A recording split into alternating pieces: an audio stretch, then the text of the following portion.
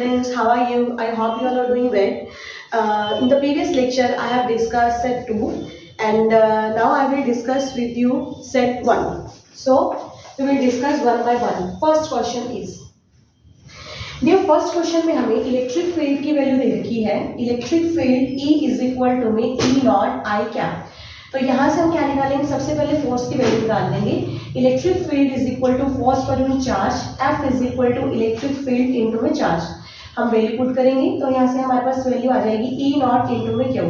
हमसे क्वेश्चन में कह रहे हैं डियर स्टूडेंट्स कि हमें काइनेटिक एनर्जी हमें निकालनी है और काइनेटिक एनर्जी के लिए वो कोई डिस्टेंस x ट्रेवल करेगा. जब भी पार्टिकल कोई x डिस्टेंस ट्रेवल करेगा इसमें हमारे पास वर्क डन होगा. देन वर्क डन की वैल्यू आ जाएगी फोर्स इनटू में डिस्टेंस डिस्प्लेसमेंट. तो work done is equal to force की वैल्यू हमारे पास कितनी है? E नॉट Q इनटू में x. और यही हमारे पास जो वर्क डन होगा वो काइनेटिक एनर्जी के टर्म में स्टोर हो जाएगा.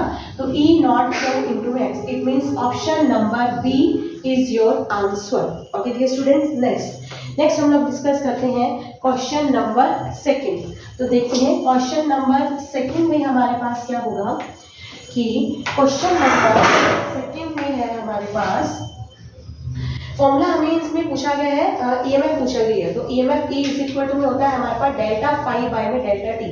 और फ्लक्स का फॉर्मूला होता है हमारे पास B डॉट में A. इसमें स्टूडेंट्स हमारे पास बात ध्यान में ये रखने वाली होती है कि हमारे पास B और A के बीच में जो डायरेक्शन जो एंगल होता है वो एरिया वेक्टर के नॉर्मल जो नॉर्मल ड्रॉ करते हैं उसका एंगल होता है. जो लूप रखा हुआ है उसका एंगल नहीं होता है. तो हमारे पास ऑप्शन में सबसे पहले हमें कह रहे हैं कि मैग्नेटिक फील्ड जो लूप है वो perpendicular to the plane of the loop रखा गया है. तो देखेंगे अगर मैग्नेटिक फील्ड हमारे पास इस डायरेक्शन में है और एरिया परपेंडिकुलर टू लूप रखा गया है तो इसका एरिया वेक्टर जो होगा हमारे पास कहाँ लेगा? Outward normal. इस मींस B और A इन दोनों की डायरेक्शन हमारे पास कितना होगी? 0 डिग्री. तो यहाँ से सबसे पहले इनिशियल फेज के लिए हम लोग एंगल लगाएंगे phi A is equal to में BA cos थीटा. तो यहाँ से B की वैल्यू आपको क्वेश्चन में गिवन है. तो हमारे पास B की वैल्यू क्वेश्चन में है हमारे पास 3. एरिया की वैल्यू हमारे पास जो स्क्वायर होता है स्क्वायर की साइड का स्क्वायर होगा, साइड का स्क्वायर हो जाएगा. तो 50 सेंटीमीटर हमें गिवन है, 50 अपॉन में 100. तो यहाँ से आ जाएगा हमारे पास 0.5. तो एरिया आ जाएगा हमारे पास 0.5 का स्क्वायर. तो यहाँ से आ जाएगा 0.75. नेक्स्ट हमारे पास जब इनिशियल की वैल्यू निकालेंगे, फाइनल की वैल्यू निकालेंगे तो अगेन आएगा हमारे पास BA cos थीटा. यहाँ से थीटा की वैल्यू आ जाएगी 90 डिग्री, क्योंकि क्वेश्चन में कह रहा है कि लूप को रोटेट किया गया है 90 डिग्री से. तो अगर लूप को 90 डिग्री से रोटेट करेंगे, जब थीटा हमारे पास 90 है तो cos 90 हमारे पास आएगा 0. तो फाई इनिशियल की वैल्यू आ जाएगी 0. तो डेल्टा E की वैल्यू हमारे पास सिर्फ और सिर्फ कितना आ जाएगा? 0.75 डिवाइडेड बाय में डेल्टा T. तो डेल्टा T क्वेश्चन में है 0.3. यहाँ से आप सॉल्व करोगे तो वैल्यू आएगी आपके पास 2.5 वोल्ट. इट मींस कोई भी ऑप्शन आपके पास एक्यूरेट नहीं है. आपको मैक्सिमम चांस है कि बोर्ड आपको इसका ग्रेस मार्क देगा. नहीं तो पॉसिबल आंसर, अगर मैक्सिमम पॉसिबल आंसर अगर हम देखें तो ए ऑप्शन आप इसका करके आ सकते थे, लेकिन कोई भी आंसर एक्यूरेट नहीं है. बट इसका एग्जैक्ट आंसर निकलेगा 2.5. ओके, नेक्स्ट हम लोग अब डिस्कस करते हैं सॉल्यूशन नंबर 3. तो सॉल्यूशन नंबर 3 में हमारे पास गिवन है आपके पास, देखेंगे कि मैग्नेटिक फील्ड की वैल्यू हमें क्वेश्चन में दी गई है 5 into 10 to the power -8 sine 3 into 10 to the power 8 into में t माइनस 150 x इंटू में कैपिटल T. स्टैंडर्ड इक्वेशन होती है हमारे पास that is B is equal to में B not sine omega t minus k x into capital T. तो यहाँ से जब आप कंपेयर करेंगे तो यहाँ से आपके पास ओमेगा की वैल्यू आ जाएगी 3 इंटू 10 टू द पावर 10 और यहाँ से k की वैल्यू आ जाएगी आपके पास 150. ओमेगा की वैल्यू होती है 2 pi nu, means 2 pi nu equal to 3 into 10 to the power 8. यहाँ से फ्रीक्वेंसी आ जाएगी आपके पास 3 into 10 to the power 8 upon में 2 पाई. k की वैल्यू होती है 2 पाई अपॉन में लैम्डा. तो यहाँ से हमारे पास फ्रीक्वेंसी की वैल्यू आ जाएगी 2 पाई डिवाइडेड बाय में 150. और हमसे क्वेश्चन में पूछा गया है वेलोसिटी. तो nu is equal to b upon में लैम्डा, ये होता है रिलेशन. तो यहाँ से b इज इक्वल टू में कितना आ जाएगा? न्यू इंटू में लैम्डा. तो v is equal to means इन दोनों को जस्ट आप मल्टीप्लाई करा देंगे 3 into 10 to the power 8 upon में 2 पाई डिवाइडेड बाय में 150. जब आप इसको सॉल्व करेंगे तो यहाँ से आपके पास आंसर आएगा 2 into 10 to the power 8. It means third का आपके पास जो ऑप्शन आएगा option number A is your answer.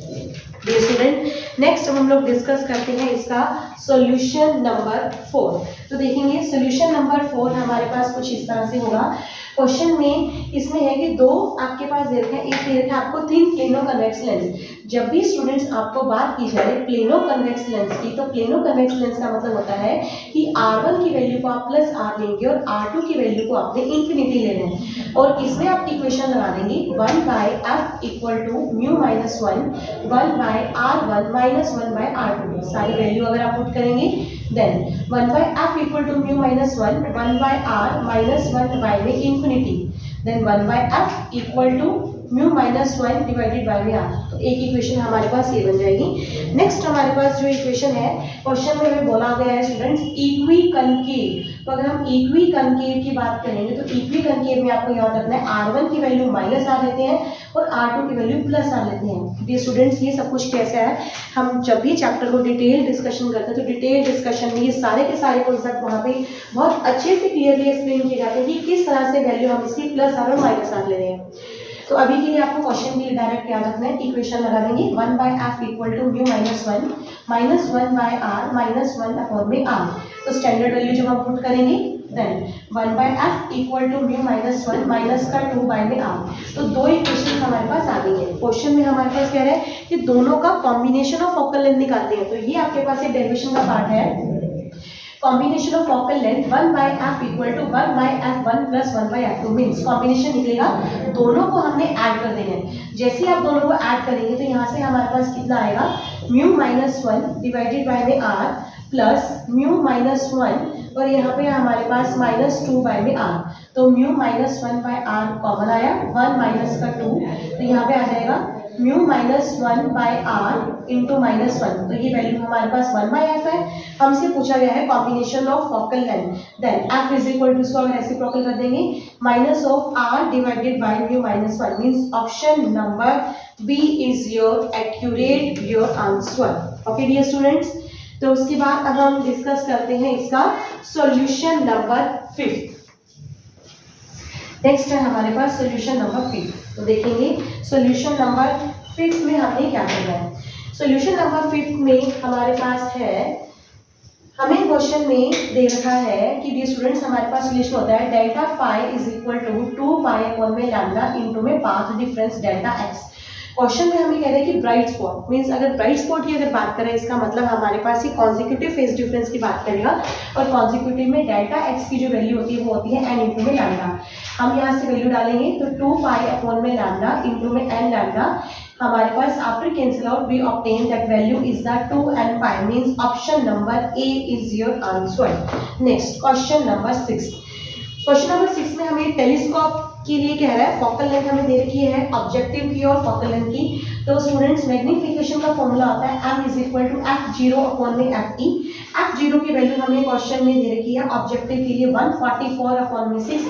इसको अगर आप कैंसिल आउट करते हैं तो यहाँ से आएगा 24। नेक्स्ट हमें दे रखा है length of length of the telescope. तो लेंथ ऑफ टेलीस्कोप में हम लोग क्या करते हैं, दोनों फोकल लेंथ को हम लोग ऐड कर देंगे।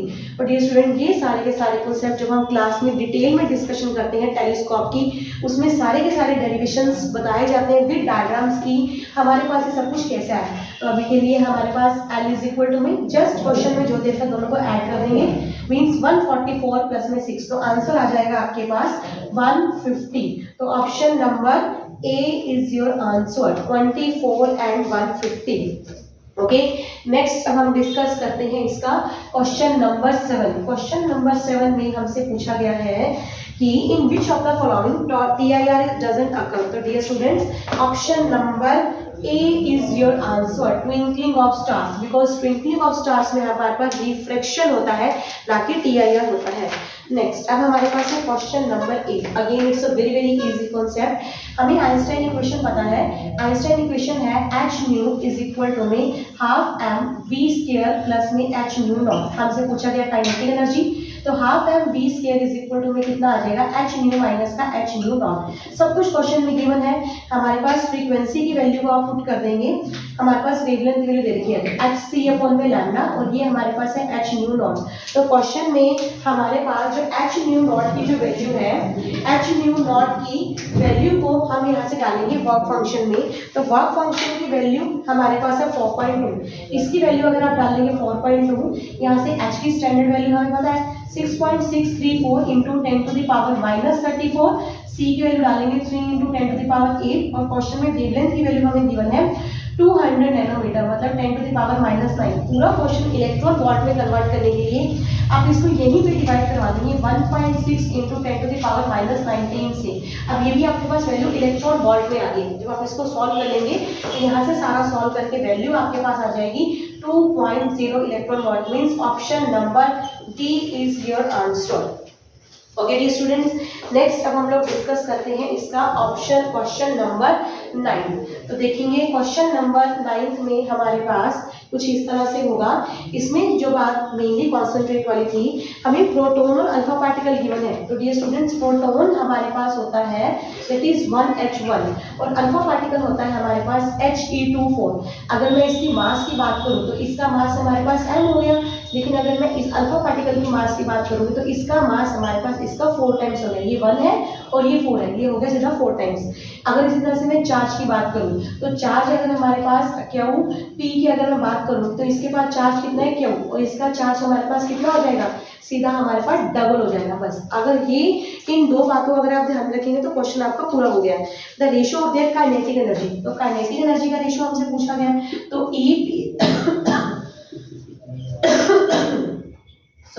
तो EP अपॉन में E अल्फा की हमसे वैल्यू पूछ गई है। तो यहाँ से अगर आप काइनेटिक एनर्जी का रेशियो पूछेंगे तो कितना होता है, ये आ जाएगा हमारे पास हाफ एम बी का स्क्वायर, और ये भी आ जाएगा हमारे पास हाफ एम बी स्क्वायर में अल्फा। सारी वैल्यू डाल देंगे आप 1/2। तो यहाँ से हमारे पास मैंने कहा MP की वैल्यू कितनी है हमारे पास m, और VP की वैल्यू हमारे पास कितनी है, मोमेंटम की वैल्यू हमें दे रखी है। पहले यहाँ से हमें एक चीज़ और करनी पड़ेगी, दोनों मोमेंटम को हमें इक्वल करना है। तो मोमेंटम को अगर हम इक्वल करेंगे तो MP VP is equal to में m अल्फा इंटू में V अल्फा। सारी वैल्यू अगर हम डाल दें यहाँ से तो हमारे पास MP की वैल्यू हमारे पास कितनी है, MP की वैल्यू हमारे पास है m, और VP हमें नहीं पता, और m अल्फा की वैल्यू कितनी है 4m, V अल्फा की वैल्यू हमें नहीं पता। तो यहाँ से m से m कैंसिल हो गया। तो यहाँ से हमारे पास जो V अल्फा आएगा, V अल्फा की वैल्यू आ जाएगी VP डिवाइडेड बाय में 4।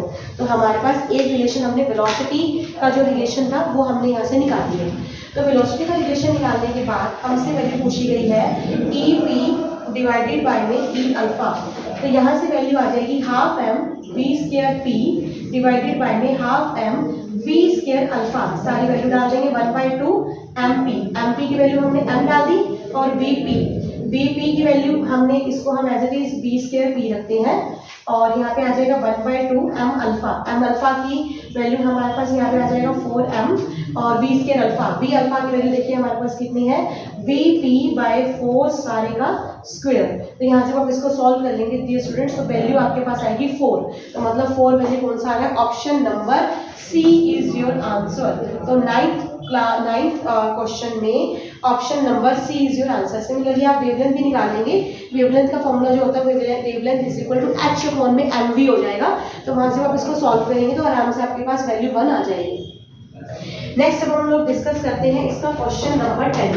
Question number 10 again it's a very easy question. Question number 10 में हमारे पास क्या आ जाएगा, हमें क्वेश्चन में मास नंबर की वैल्यू दे रखी है 64 और 67। अब यहाँ से हम लोगों ने निकालना है R1 और R2 का रेशियो निकालना है। तो देखेंगे इसको किस तरह से हम लोग करेंगे। हमें रिलेशन पता है R1 की वैल्यू जो होती है वो होता है R1 is equal to R0 into A की पावर 1/3। सिमिलरली हमारे पास ये रिलेशन में R2 वैल्यू के लिख दूंगी स्टूडेंट्स। तो R2 इज इक्वल टू में A2 सारे की पावर 1/3। R1 और R2 की वैल्यू हम लिख देंगे। हमने क्वेश्चन में R1/R2 की वैल्यू का रेशियो पूछा गया, दोनों को अगर आप डिवाइड करेंगे तो यहाँ से आएगा A1/A2 सारे की पावर आ जाएगी 1/3। क्वेश्चन में A1 की वैल्यू 64 गिवन है, A2 की वैल्यू 27 गिवन है, सारे की पावर 1/3। तो अब इसको ओपन करेंगे तो ये आएगा 4 का क्यूब, और ये आता है हमारे पास 3 का क्यूब, और सारे की पावर है 1/3।